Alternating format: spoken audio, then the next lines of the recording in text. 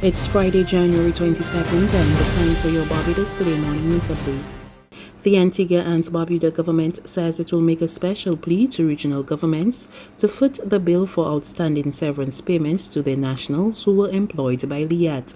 The development comes just days after hundreds of LIAT workers who were terminated late last year penned a statement widely circulated on social media calling on the shareholder governments of Barbados, Antigua and Barbuda, St. Vincent and the Grenadines and Dominica to come to their rescue. Antigua's request will be made through the court-appointed administrator under the amended bankruptcy law. We would understand, it's understandable why the dislocated workers would have an angst. But again, there is a clear legal position in terms of there are no legal obligations, but clearly they are members of our respective societies, and we cannot ignore the fact that through no fault of their own, there has been this economic dislocation. And so what I did announce earlier that the government is proposing to do is to come up with a package of benefits that could ameliorate some of those sufferings. And we are certainly going to avail ourselves of engagements with other member states of CARICOM community to see whether or not we could do some similar treatments and alleviate some of that hurt and suffering.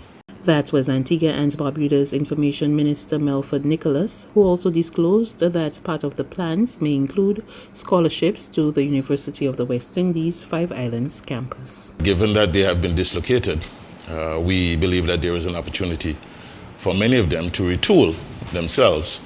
And accordingly, we are going to be looking at leveraging our relationship with the University of the West Indies here to make a determination as to whether or not those who would be inclined to seek higher levels of education for retooling, whether or not an offer of, some the benefits in terms of scholarships might not be part of the packages that we would put forward to those employees who would want to, former employees who would want to access that facility. And of course, this is a work in progress, but we believe that the employees who have been severed and do not see an immediate prospects of returning to full employment may need to find that there is some good news on the line that could appeal to their sense of staying the course until we get to some resolution. So that is something that we're looking at putting some legs on in the coming weeks with our other partners within CARICOM to see whether or not these measures can prove satisfactory. In other news, the COVID-19 pandemic has shattered the cozy consensus of the political class on how to respond to the current socio-economic challenges facing Barbados. That's the view of lecturer in law at the University of the West Indies, Dr. Ronnie Yearwood, who says the response and vision for the development of Barbados in light of the health crisis cannot simply be about survival. He made the comments as he delivered last night's virtual Errol Barrow Memorial Lecture and Awards ceremony entitled Barrow's Legacy, A New Vision. There have been three components in Barbados, the Barbados Toolkit, to respond to these sort of socioeconomic challenges. They have included structural adjustment, privatization, and engagement of foreign capital, either by a stimulation of tourism and high-end real estate or by borrowing from the international market. There is usually a bitter political debate about going to the IMF after reserves are run down, followed by a denial about going to the IMF. Then the government goes to the IMF. The reserves are built up again when coupled with some sort of global economic upswing for the government of the day to ride. COVID has, however, shattered the cozy consensus of the political class on how to respond to the current challenges that Barbados faces. This time is different, and the usual levers we would pull to respond to a crisis are not available. Barbados is already in a structural adjustment program with the IMF and is straitjacketed with what some commentators have assessed an ambitious deficit reduction target in this COVID environment when other countries are borrowing to spend. Tourism has been devastated, and people's livelihoods shattered by job loss.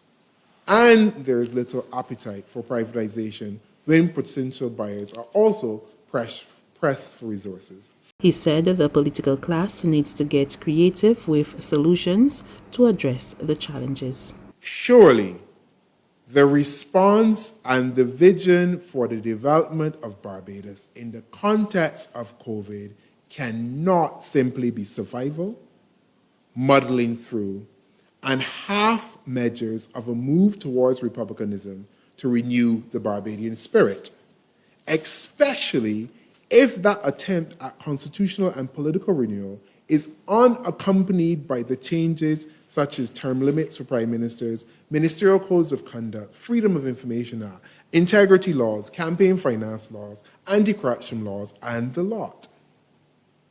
So, therefore, the context of independence to borrow and the context of COVID for us are different. The parallels, however, may be instructive. A Barbados challenge to change economically and politically, and to acquire a new or renewed sense of purpose. A member of the administrative staff at the Transport Authority has tested positive for COVID-19. The disclosure came via a press release, which also revealed that the entire staff has been tested for the virus. The Transport Authority said in order to ensure that the health and safety of the traveling public is not compromised in any way, arrangements have been made for the Constitution River Terminal to remain open. All PSVs using the terminal will continue to be sanitized after each trip, as per usual. Plans are afoot to revitalize the historic Barbados landship. That's according to Chief Cultural Officer at the National Cultural Foundation, Andrea Wells.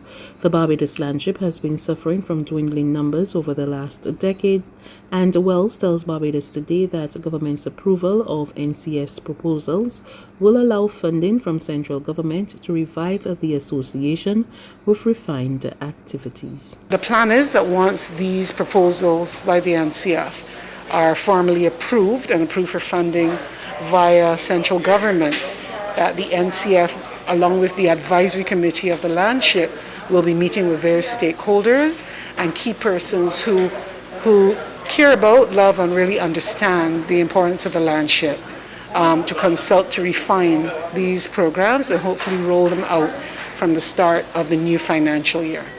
But we are waiting the final outcomes of the estimate deliberations. But we're positive that this will be the year. And this certainly is something that the Admiral has spent his entire life living for, seeing it really accepted, embraced, and integrated as a fully national institution. There's regional and international news after this short break.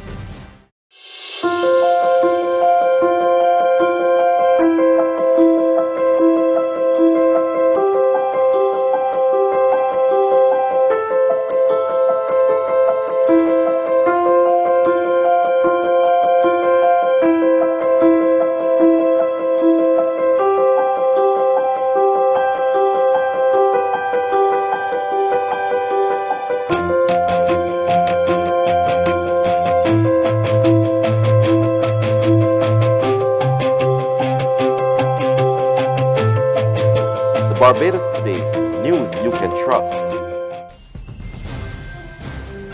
Guyana continues to top the list of countries in the Americas most affected by cervical cancer. More of that story from news source Guyana.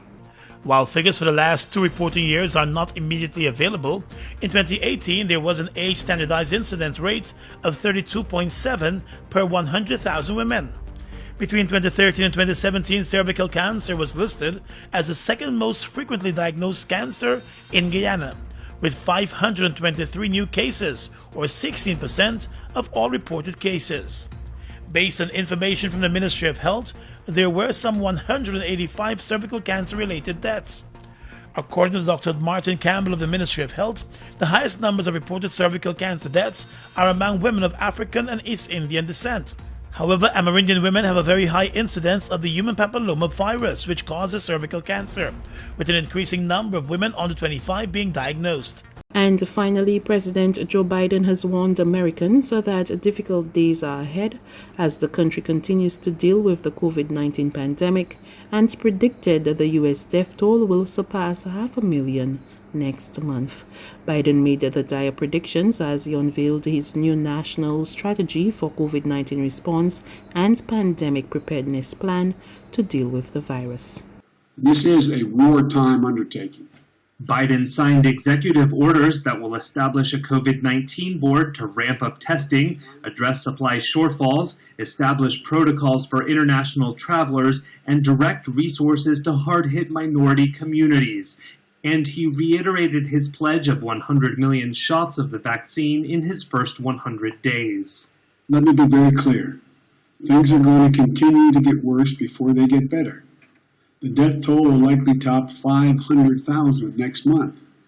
The cases will continue to mount. We didn't get into this mess overnight. It's going to take months for us to turn things around. But let me be equally clear. We will get through this. We will defeat this pandemic. Biden's tone and plans were in stark contrast to his predecessor, Donald Trump, who often sought to downplay the severity of the crisis and left much of the planning to individual states, resulting in a patchwork of policies across the country. That's news. But for the very latest, visit us at www.barbadostoday.bb. You can also subscribe to our e-paper, email updates, or like us on Facebook, and sign up for our breaking news alerts via WhatsApp. We're also on Izumi Media in bus terminals, as well as screenplay at supermarkets and gas stations near you. And you can also hear us on Mix 96.9 FM and Capital Media HD 99.3 FM.